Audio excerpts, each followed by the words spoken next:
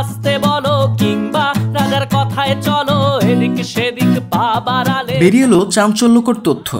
বৈষম্য ছাত্র আন্দোলনের সংহতি জানিয়েছিলেন তরুণ গায়ক তাশরিফ খান। এরপর মানসিকভাবে নির্যাতনের শিকার হয়েছিলেন তিনি। এমনকি তার ব্যান্ডের শান্তকেও বেধড়ক পেটানো হয়েছিল রড দিয়ে।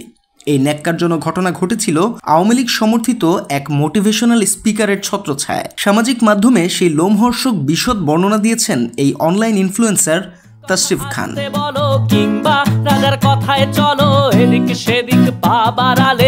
তাশরিফ জানিয়েছেন, আন্দোলনের পক্ষে অনলাইন অফলাইনে ছড়িয়ে পড়া রাজার রাজ্যে সবাই গোলাম গানটি ছড়িয়ে পড়ায় স্বৈরাচার সরকারের গুন্ডা বাহিনী ক্রমাগত হুমকি দিতে থাকে।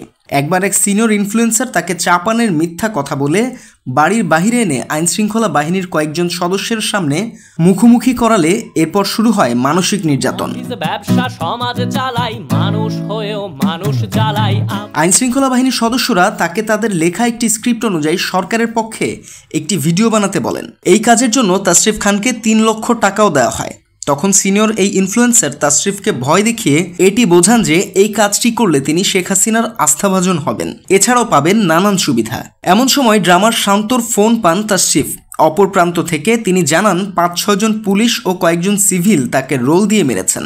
এ সময় ভয় পেয়ে যান এই গায়ক। তারপর কোনো উপায় না পেয়ে গুম হওয়ার ভয়ে তিনি টাকাটা নেন। যদিও নেওয়ার পর তার ম্যানেজার আয়মান সাবিতের কাছে টাকা রেখে গা ঢাকা দেন তিনি। যাওয়ার আগে টাকা ফেরত দিতে বলে যান।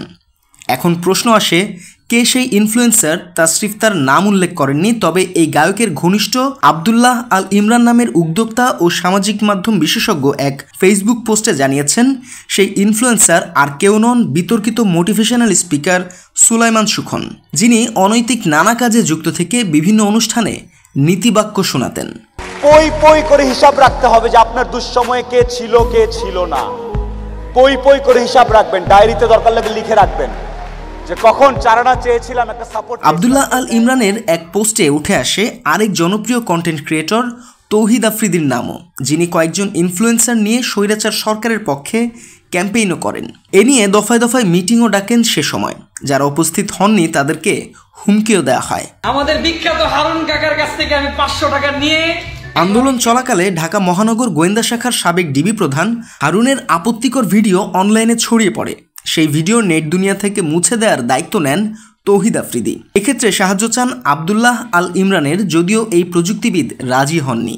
তৌহিদ আফ্রিদির এসব কর্মকাণ্ডে বিরক্ত হয়ে সামাজিক যোগাযোগ মাধ্যমে পোস্ট করেন ইমরান। এরপর ঝামেলা শুরু করেন তৌহিদ আফ্রিদি। তিনি তার পোস্টে কারোর নাম উল্লেখ করেননি, তবুও গোয়েন্দা শাখা থেকে ফোন যায় তার কাছে, বলা হয় পোস্টটি মুছে ফেলতে। এদিকে স্বৈরাচার পতনের পর নাটক করেন তৌহিদ আফ্রিদি। পিঠ বাঁচাতে হাজির হন ফেসবুক লাইভে।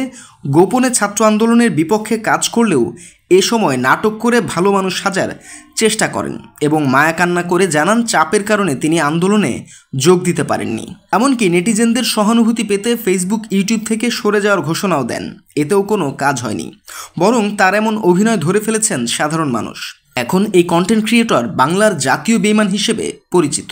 হ্যাঁ, আমি আর আমার টিমমেট ফ্রেন্ডসরা সবাই মিলে চলে। আপনারা দেখছেন ওয়েব নিউজ, বিশ্বজুড়ে বাঙালি আমেজি।